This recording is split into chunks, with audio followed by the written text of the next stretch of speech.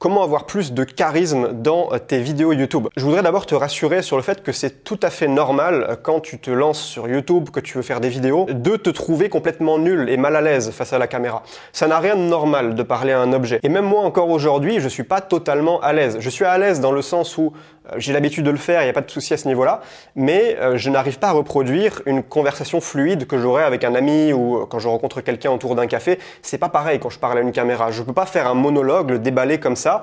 Je vais toujours, à un moment donné, m'arrêter, regarder mes notes, ou alors vouloir refaire ma phrase. Des fois, ça m'arrive de la refaire 5 fois, parce que je bafouille, parce que... Voilà, ça m'arrive encore aujourd'hui, après 8 ans de YouTube. Donc déjà, dis-toi, c'est normal. Si tu galères, même moi, je galère, et probablement que je galérerai toujours. Ça dépend vraiment de la personnalité. Il y a des créateurs, ils arrivent à appuyer sur le bouton record, et ils parlent pendant 30 minutes sans coupure.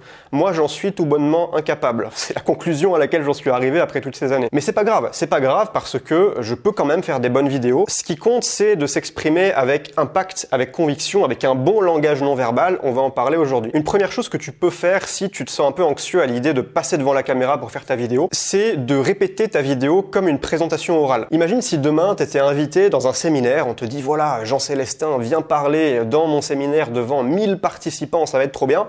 À mon avis, tu vas préparer, tu vas pas le répéter même juste une fois, ton speech, tu vas le répéter une bonne dizaine de fois, même plus. Parce que tu vas avoir le trac, t'as pas envie d'oublier ton texte, t'as cette angoisse-là.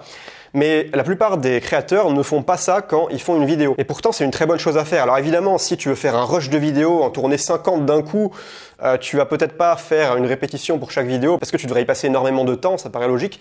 Mais si tu fais une vidéo par semaine, par exemple, ça vaut vraiment le coup d'aller te mettre dans ta salle de bain, face au miroir, et de répéter ta vidéo. Ça va te permettre de débroussailler ton mental et de tracer déjà le chemin. Tu sais déjà qu'est-ce que tu vas dire. Tu auras une meilleure clarté mentale. Tu auras plus d'énergie aussi parce que tu seras déjà conditionné, tu seras déjà en énergie à t'entraîner à parler. Et tu auras une meilleure éloquence parce que tu auras échauffé les muscles donc de ton visage qui sont sollicités quand tu parles. Une autre méthode que moi-même j'avais appliquée, je me rappelle, j'étais à Bali en 2017, tout seul dans ma petite chambre d'hôtel.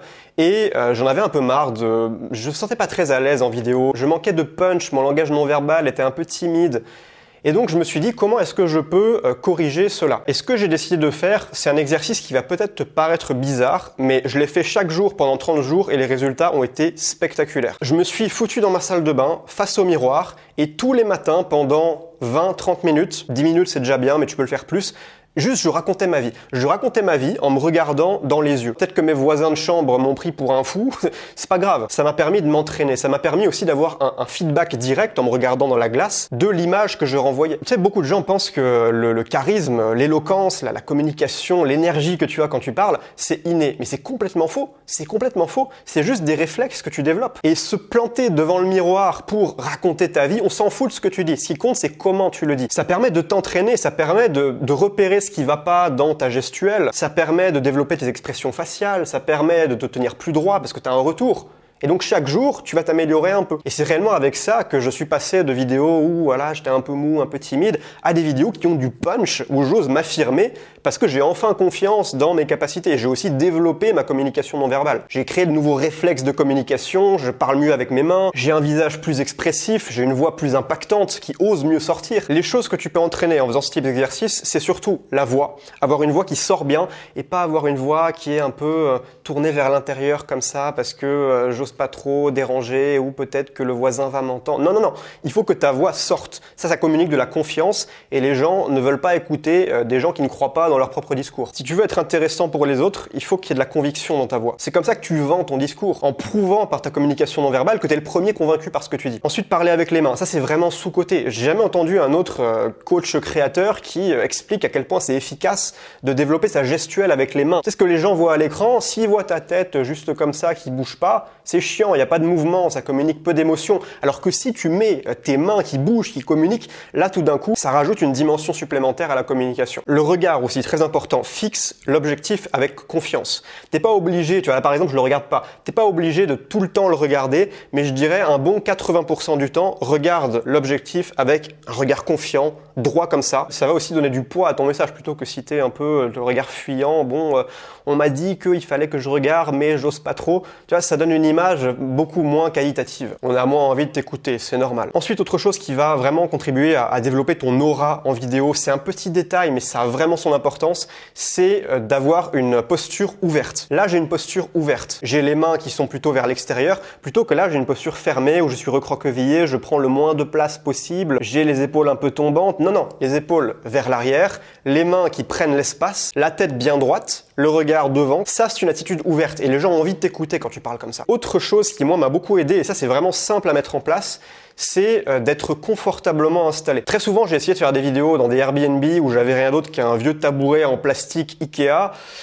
C'était un peu compliqué quoi, de faire la vidéo, j'étais tendu, j'avais beaucoup de tension dans mon corps parce que j'étais pas bien adossé, bien confortable et ça se ressentait en fait. Quand je montais la vidéo après, je me disais putain j'ai un peu une posture, on dirait que je suis tendu, ça fait pas très naturel alors que quand là par exemple je suis dans un Airbnb où j'ai un super siège, j'en suis très content, là je suis confortable, là je suis comme si on était tu vois tous les deux, toi et moi, installés dans un café, on passe un bon moment, on chill, tu vois j'ai mon petit café là, on est bien, tu vois on est bien, on n'est pas là tendu du string à essayer de tout contrôler. Non, non, tranquille, comme dans une conversation, assis à un café, un dimanche matin, à discuter de tout et de rien. Évidemment, c'est mieux d'avoir une bonne chaise. N'hésite pas à t'accouder. Moi, c'est vraiment un truc qui a fait la différence. Avant, j'étais tout le temps droit. Je me dis, il faut que je sois droit face à la caméra, comme ça.